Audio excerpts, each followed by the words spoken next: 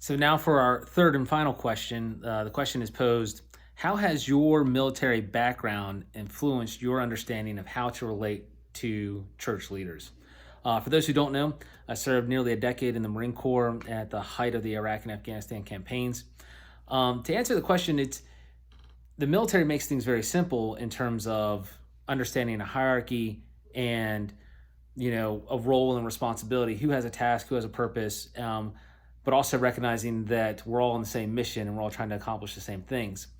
Um, and that can easily easily translates over into the church. Now, I'm not saying everybody goes, and get to the recruiter and enlist right now, and that will help you with understanding the church and its economy.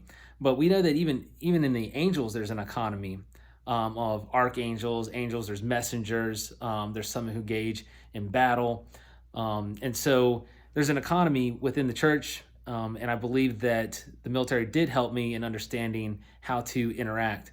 But it also gave me something that, a tone of respect when talking to an elder or a deacon in the church, because this person has been given a commission, if you will, to essentially execute the orders of the church in your local body of believers.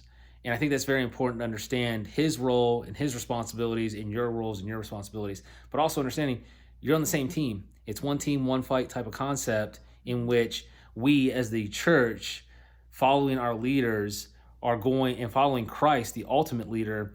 And that's the church that's going to go and overcome the gates of hell. And when we sit there and also look at the example Paul gives us, we're all part of a body, right? Some people are arms, some people are legs.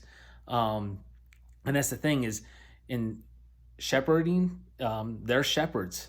And if you're not a shepherd, you fulfill a role. And God and His Holy Spirit has equipped you with spiritual gifts to fulfill the mission of the church.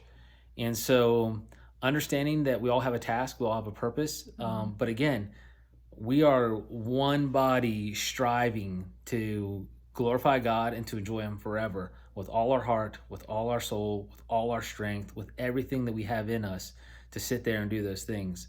And so I think the military gave me a mindset for that, but ultimately you don't need to be in the military or have military experience to have that type of mindset. You can have it right now, and basically put your shield in the back of your elder, the back of your leaders, and help them push your church, your local body believers forward into Christ, and that your affections for Christ continue to increase, and that your love for one another increases. And so with that in mind, I just want to say this right now. I love Rick Hartley a lot.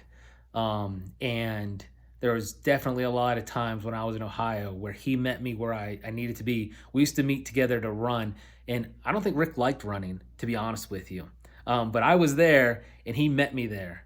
And that is something that is unique to Rick Hartley and to a person who's really striving to glorify God. And I can't thank him enough just for what he did for me during those times. And so I want to give a big shout out if I can. And my prayer is that Brookfield Grace, realize how good you got it. And support your leaders, support your elders as much as you can. So thank you for your prayers. We miss you guys. Hopefully when all these things calm down, we can get back up to Ohio and come and have worship with you. We would love to do that. I miss the good food that you guys cook, and want to do a good cornhole tournament and show you what we've learned down here.